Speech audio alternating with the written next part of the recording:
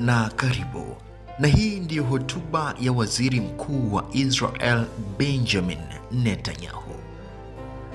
Bwana Netanyahu alisema kuwa miaka 70 tu iliyopita Wayahudi walichukuliwa kwenda kuchinjwa kama kondoo.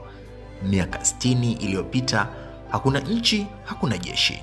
Nchi 7 za Kiarabu zilitangaza vita dhidi ya dola hiyo ndogo ya Kiyahudi saa chache tu baada ya kuundwa kwake.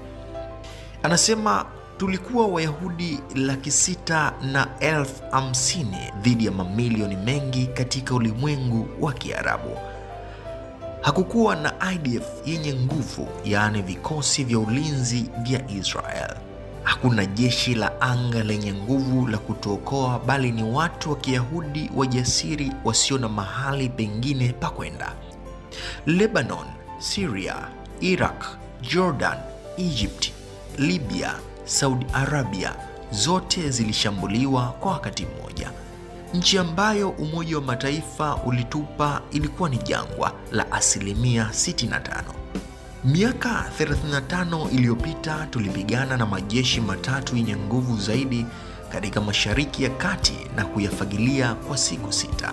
Tulipigana dhidi ya miungano mbalimbali ya nchi za Kiarabu ambayo ilikuwa ni majeshi ya kisasa na silaha nyingi za Soviet, na sisi daima tumewapiga. Leo tunayo jimbo, yaani nchi, jeshi la anga lenye nguvu, uchumi wa hali ya juu na mauzo ya nje yenye thamani ya mabilioni ya dola. Intel, Microsoft, IBM na kampuni nyingi za teknolojia ya juu hutengeneza bidhaa za kisasa nchini Israel. Madaktari wetu hupokea tuzo kwa ajili ya utafiti wa kimatibabu. Tunafanya jangwa kuchanua na kuuza machungwa, maua na mboga kote ulimwenguni. Israel imetuma satelaiti zake angani, satelaiti 3 kwa wakati mmoja.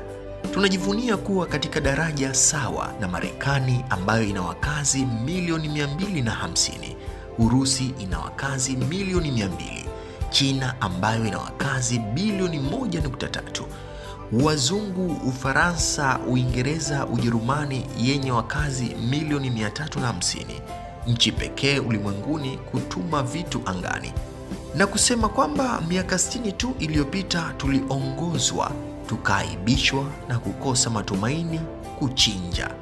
Tumepita magofu ya uvutaji sigara ya Uropa. Tumeshinda vita vyetu hapa Israel bila chochote. Tulijenga empire yetu ndogo bila chochote. Hamasi ni nani wa kututisha? Ili kunitisha, unanichekesha. Pasaka iliadhimishwa. Tusisahau Pasaka ni nini. Tuliokoka kwa Farao. Tulinusurika na Wagiriki. Tuliokoka kwa Warumi. Tulinusurika kwenye mahakama ya kidini nchini Uhispania. Tunayo mauaji nchini Urusi. Tulinusurika na Halta. Tulinusurika na Wajerumani. Tulinusurika kwenye mauaji ya Holocaust. Tulinusurika na majeshi ya nchi 7 za Kiarabu. Tulinusurika na Saddam. Tulinusurika na maadui waliopo. Fikiria wakati wowote katika historia ya mwanadamu. Fikiria juu yetu, kwa ajili yetu, watu wa Kiyahudi. Hali haijawa kuwa nzuri, bali tukabiliane na ulimwengu. Wacha tukumbuke mataifa yote, himaya au tamaduni zote, ambaye wakati fulani alijaribu kutuangamiza. Haipo tena leo, tungali tunaishi.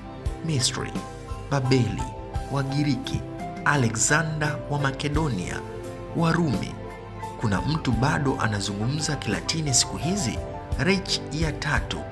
Na tuangalie watumwa wa Misri, watu wa Musa, taifa la Biblia. Bado tupo hapa, na Kiebrania bado ni lugha rasmi ya jimbo la Israel leo. Tangu wakati wa Biblia na sasa, Waarabu bado hawajajua, lakini watajifunza kuwa kuna Mungu. Mradi tu tunahifadhi utambulisho wetu, tuko milele. Basi tuseme kuwa kutokuwa na wasiwasi, sio kulia, kutoogopa. Mambo ni sawa hapa. bila shaka wangeweza kuwa bora. Hata hivyo, usiamini vyombo vya habari. Hawakuambii ambacho mengi mazuri kuhusu Israel. Sherehe zinaendelea kufanyika katika Israel, watu wanaendelea kuishi, watu wanaendelea kutoka, watu wanaendelea kuona marafiki. Wengine wanadai ari yetu iko chini. Ili iweje? Ni kwa sababu tu tunaomboleza vifo vyetu, huku adui zetu wakifurahia damu iliyomwagika na vita. Ndio maana tunashinda mwisho. Mungu wa Israel aliziumba mbingu na nchi. Mlinzi wa Israel hasinzii wala kulala. Mungu wa Ibrahim, Isaka na Yakobo. Mungu ibariki Israel.